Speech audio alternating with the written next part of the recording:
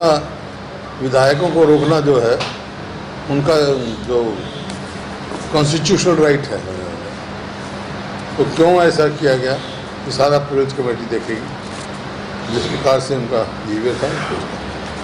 उसमें एक sir defence में ये कहा जा रहा है कि शायद मीडिया वालों को रोकने के लिए या फिर जो कार्यकर्ता साथ थे जो विधायक नहीं थे उसके गलतफहमी में ये हुआ। नहीं, उसकी कोई गलतफहमी नहीं थी, क्योंकि मैंने उनसे पूछा, वो कहने जी विधायक भाई तुम मेरे को पहचानते हो? बोले हाँ जी। फिर मैंने कहा ऐसे मैं खड़ा होता हूँ, मैं विधायकों की पहचान मैं करूँगा, उनको नहीं जाने दो। उसके बाद बैरिकेड लगाए रखे। लेकिन सर सवाल ये है कि जहाँ पर आपको रोका गया, इससे पहले हमने नहीं देखा कि विधायकों को रोका जाता है। चलो वो तो अलग बात है, परिसर का जो गेट था वो आगे था, वो तो प्रिविलेज कमेटी देखेगी कहाँ तक प्रेमिस बनता है विधानसभा का, कहाँ तक नहीं है, और जाँच प्रिविलेज कमेटी। पहले दिन सेशन की जिस तरह से कार्रवाई रही, क्या सफिशिएंट मौका मिला? 0R भी कहा गया कि अलग से सवाल पूछे गए, 22-23 सवाल रखने का मौका दिया गया है।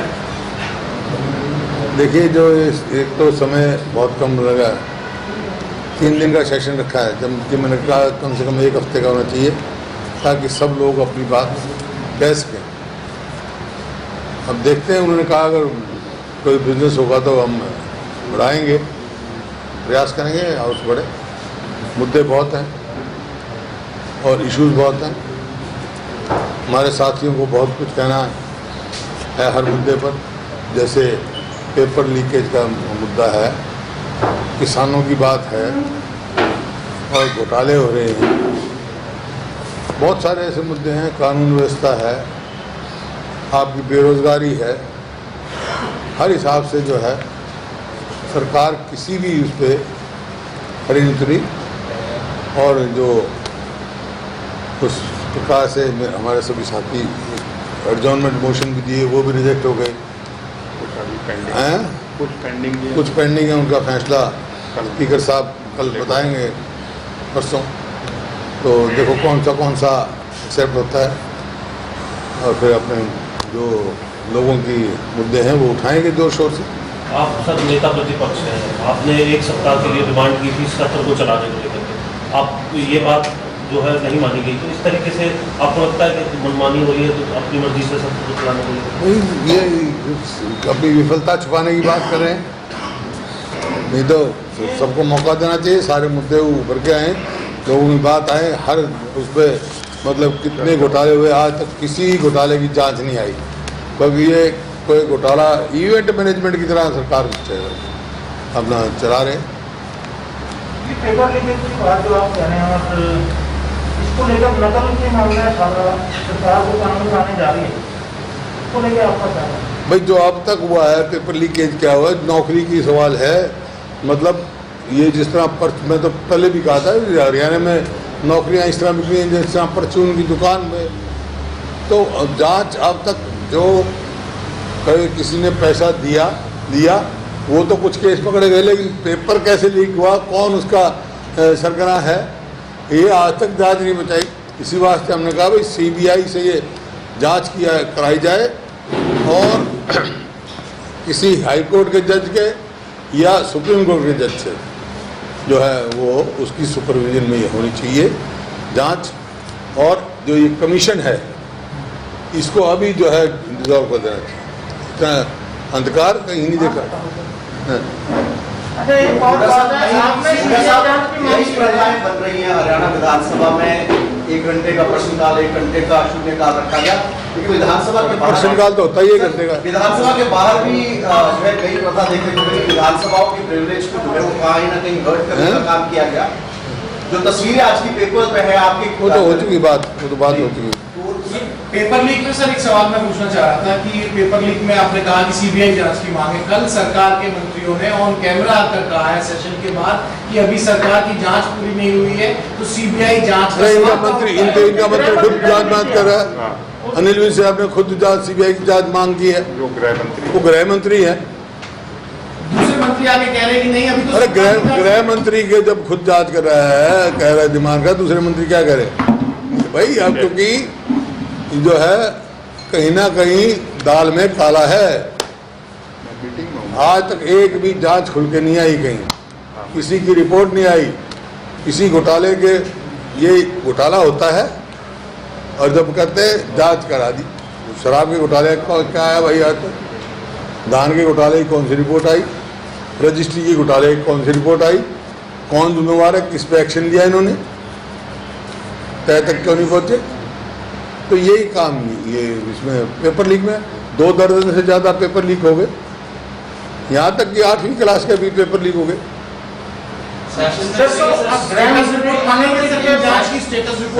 स्टेटस रिपोर्ट आप लोग मांगेंगे विधानसभा में, कहेंगे कि भाई उनकी रिपोर्ट दिखाइए कहाँ है? किसी की जो जांच पहले बैठी थी, कहा तो था कल मैंने, पहले भी कह चुके हर एक 70 में सेशन में सर करेंगे सीबीआई जांच की मांग, आप सेशन में करेंगे सीबीआई जांच की मांग सेशन में करेंगे सर? विधानसभा में पहले करते हैं, बाहर सेशन में क्या कर चुके हमारे साथी, और फिर करेंगे।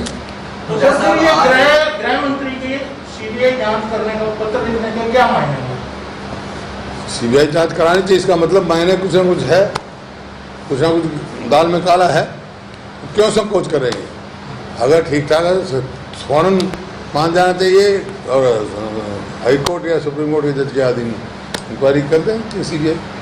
सर इसी से जुड़ा हुआ सवाल एक ये है कि ये जो पूरा बिल आ रहा है, इसकी शुरुआत ये कहें कि जो खबरें बाहर पहली बार निकल कर आई, एचएससी चेयरमैन की तरफ से निकल कर आई कि हम सरकार से मांग करते हैं, हम सरकार को रिकमेंड करते हैं कि इस तरह का बिल लाया जाए और उसमें चेयरमैन से लेके पीओन तक रखा जाए। इवेंट मैनेजमेंट है ना भाई, कोई मायने नहीं इन बातों का, सिर्फ लोगों का ध्यान दूसरी तरफ आकर्षित करने का है।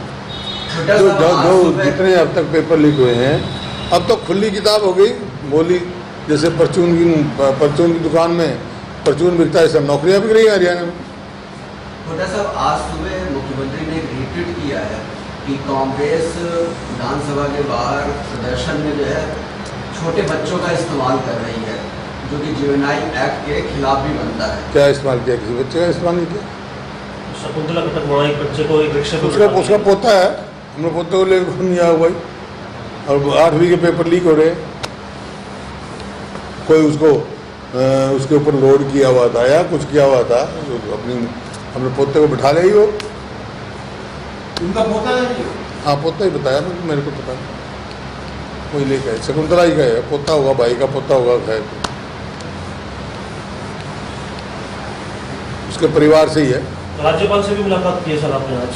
हाँ कटसी, क्योंकि मैं उनके यहाँ आने के बाद मिला नहीं था, वो हमारे पुराने साथी हैं, मेरे साथ लोकसभा के भी सदस्य रहे वो, और मैं क्योंकि यहाँ हरियाणा के गवर्नर बन के आए हैं तो कटसी कॉल पे गया था। तो पिछले राज्यपाल के जो कार्यकाल था सर, उसमें कई बार पिछले राज्यपाल साहब के जो कार्यकाल था, कई बार आपके द्वारा कांग्रेस द्वारा समय मांगा जाता था, वो नहीं मिलता था। इस बार लगता है कि थोड़ा ट्रेंड चेंज होगा आपको, मतलब? नहीं, वो तो पिछले राज्यपाल जैसी कोई बात नहीं, तो कोरोना की वजह से समय में दिक्कत थी। बाकी राज्यपाल से कभी समय मांगे, मेरे को तो कभी ना नहीं हुई हमारे को। उस टाइम कोरोना से वो, क्योंकि वो नीचे ही नहीं आते थे राज्यपाल की, तो सेक्रेटरी से मिल के क्या करेंगे।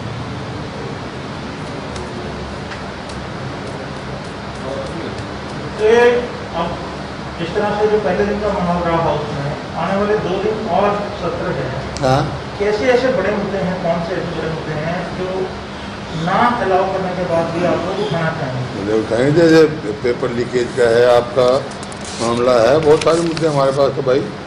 और जैसे किसान बैठे हैं, इनसे बातचीत शुरू कर गए, क्योंकि हरियाणा की भूमि पर बैठे हैं, जो मैंने कहा था कि भाई वो कह भाई ये तो कानून वो हैं पार्लियामेंट पास, लेकिन हम अपना कानून पास कर सकते हैं कि जैसे प्राइवेट मंडी का उसे प्रावधान उनमें वो करे, कोई अगर एमएसपी से कम खरीदे हरियाणा में, उसको सजा का प्रावधान कर दो, वो तो हम कर सकते हैं, हमारा राइट है, वो कर दें, और ताकि किसान को सुरक्षित रहे। अव्वल तो हरियाणा सरकार को प्रयास करना चाहिए, बातचीत द्वारा इसका कुछ ना कुछ समाधान निकालना चाहिए।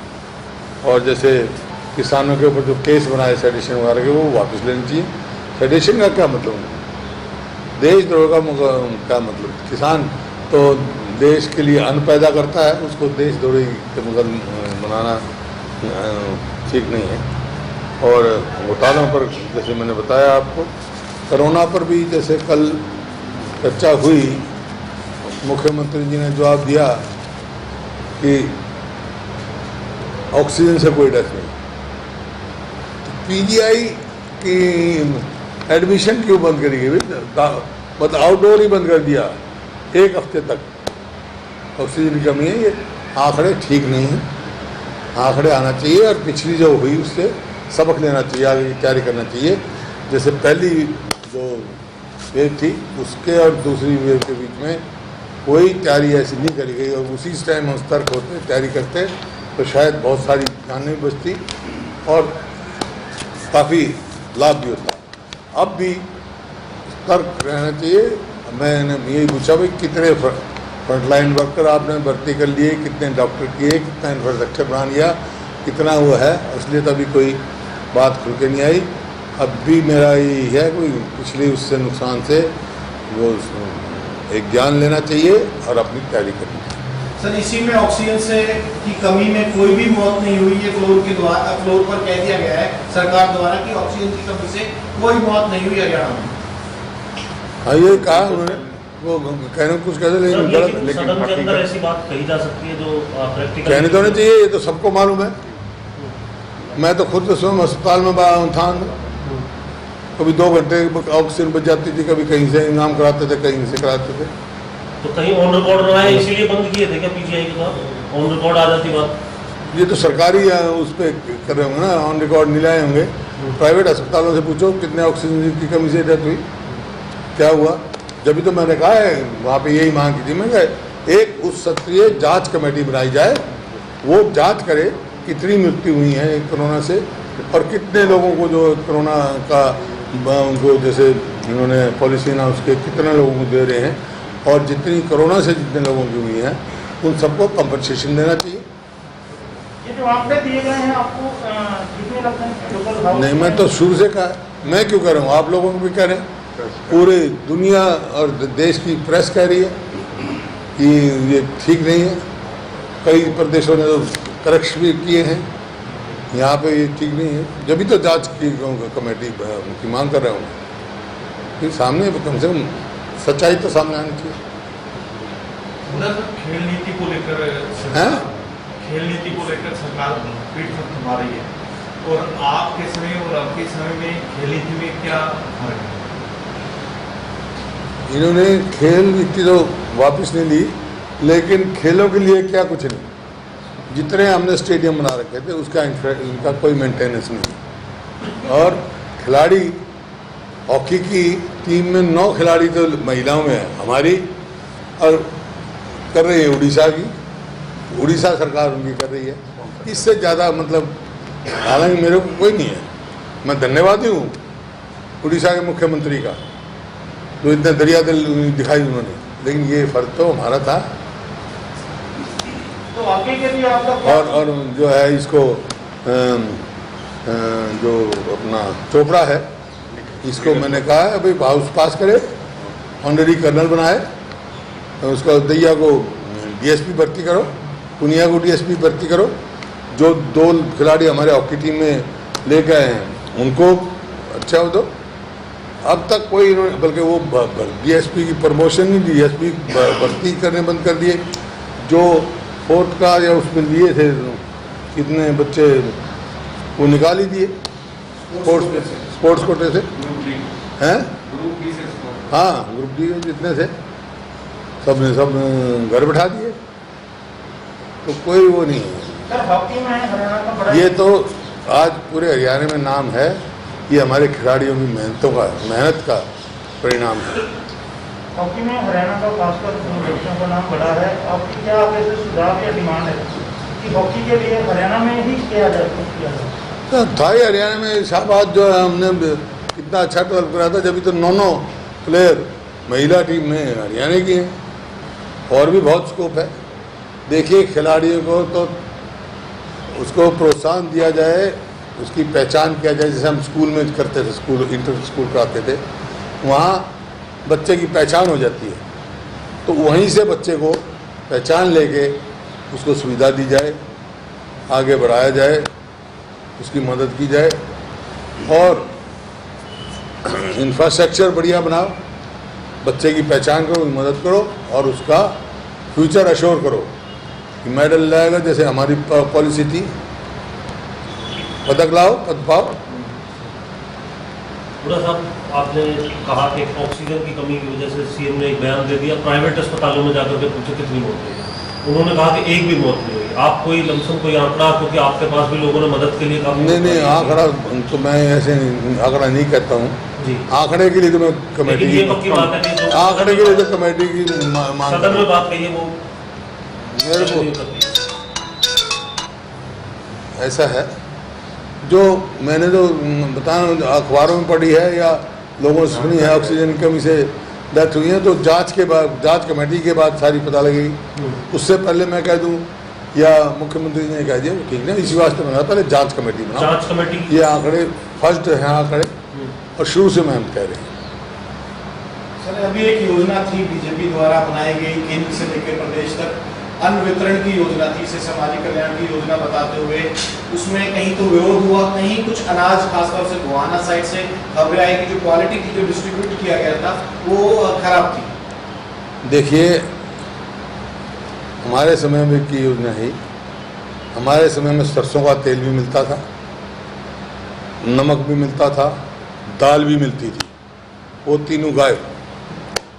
5 किलो देते हैं अनाज, जिसमें कहीं कहीं देते हैं देना कह रहे हैं हम गेहूँ देंगे, लेकिन वो भी रिप्लेस कर दिया। 3 किलो गेहूँ देंगे तो 2 किलो बाजरा दे देंगे, और वो भी ऐसा अनाज जिसको डंगर भी नहीं खाएं, ऐसे भी देखने में आया है।